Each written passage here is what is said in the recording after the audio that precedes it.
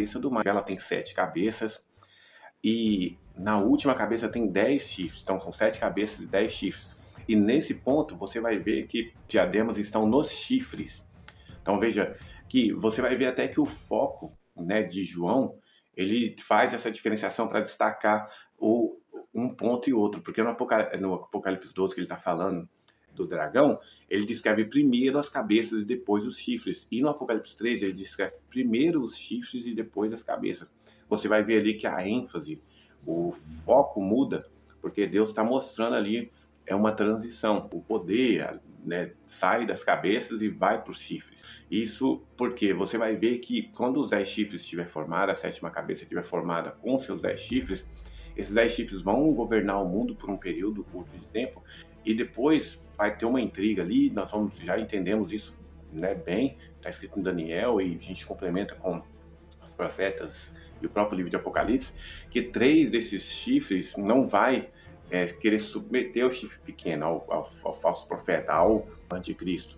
Você vai ver que eles vão se opor, o anticristo vai lutar, vai guerrear contra eles, vai submetê-los, não vai destruir eles, vai submeter eles ao seu poder.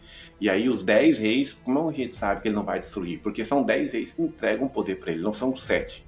Então, você já subentende então, que ele vai subjugar esses 3 chifres, que não vai estar concordando, que vai estar ali ao contrário a ele. Ele vai subjugar essas nações, essas 3 nações, e vai pegar a autoridade dessas 10 nações e governar o mundo. E aí começa o seu 8º rei, certo? Então tem que olhar para essa besta com atenção.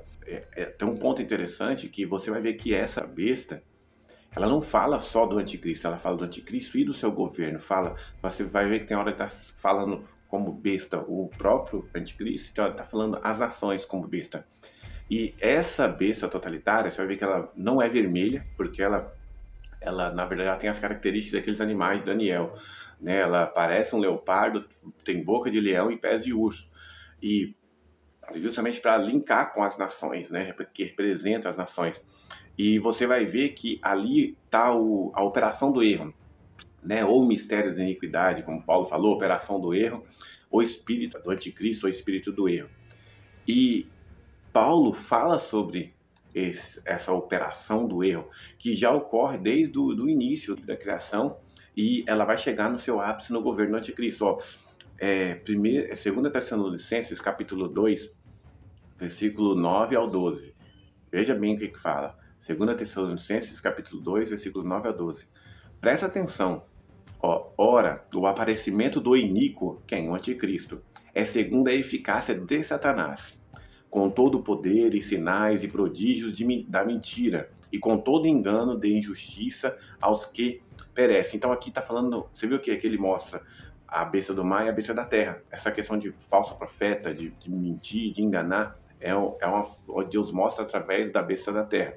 Então você viu que ele opera todo tipo de sinal e tal, não é holograma, não é nada disso não, esses são sinais, autoridade dada para a besta, para ela operar esses sinais e enganar as nações. Porque não acolheram o amor da verdade para serem salvos. Ou seja, é por esse motivo, pois, que Deus lhe manda a operação do erro, para darem crédito à mentira, a fim de serem julgados todos quantos não deram crédito à verdade. Ou seja, eles não creram em Cristo, não quiseram crer. Então, porque eles não quiseram crer, Deus enviou o espírito do erro, né? Ou a operação do erro. Deus permitiu que a operação do erro se estabelecesse na vida deles. E isso vai estar relacionado ao anticristo. Aí, antes, pelo contrário, se deletaram com a injustiça. Ou seja, eles amaram mais o mundo do que a Deus. E essas pessoas vocês enxergam hoje. Então, por isso que eu disse para vocês aqui no início que algumas pessoas já até aceitaram a marca da besta nos seus corações. Porque essas pessoas, a marca da besta não é só uma marca literal, ela é uma marca literal, mas ela também vem do coração, é uma aceitação. E pessoas já são assim, elas amam o mundo, amam o dinheiro, amam essa grande Babilônia, ela ama tudo que ela faz, tanto que quando a grande Babilônia vai ser destruída, você vai ver lá em Apocalipse capítulo 18, que os mercadores até choram por ela, porque eles amam o comércio, as prostituições, as coisas erradas que acontecem, esse comércio malicioso e tudo isso. Então, você vê que a operação do erro vai estar ligado com tudo isso. Podemos chamar também de espírito do erro, porque João chamou assim, na sua primeira na sua primeira epístola, 1 João capítulo 4, versículo 4 ao 6. Ó, filhinhos, vós sois de Deus e tendes vencido os falsos profetas.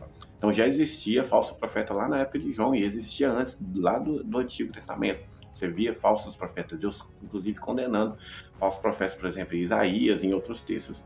Então, ó, porque maior é aquele que está em vós do que aquele que está no mundo.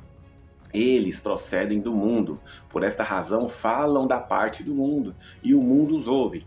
Isso é quem está na operação do erro. Ele ouve o mundo, ele quer fazer as coisas do mundo, ele ama o mundo, e aí por diante. Ó, nós somos de Deus. Aquele que conhece a Deus nos ouve. Lembra? Jesus também falou isso. Ó, eu sou o pastor das ovelhas. Aqueles que são meus, são ovelhas verdadeiras, ouvem a minha voz e me seguem. Então, é mais ou menos por esse caminho que o João estava levando. Aí, ó, aquele que não é da parte de Deus não nos ouve.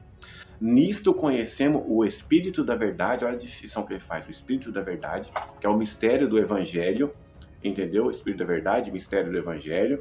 E o Espírito do Erro, ou o mistério da iniquidade, que Paulo chama. Então, você vai ver que essa operação do erro, ela é um espírito do anticristo. E as pessoas se embriagam, os reis da terra se embriagam com esse espírito do erro, com essa operação do erro, de enganação e de tudo isso. E isso vai estar intrínseco à grande Babilônia, certo?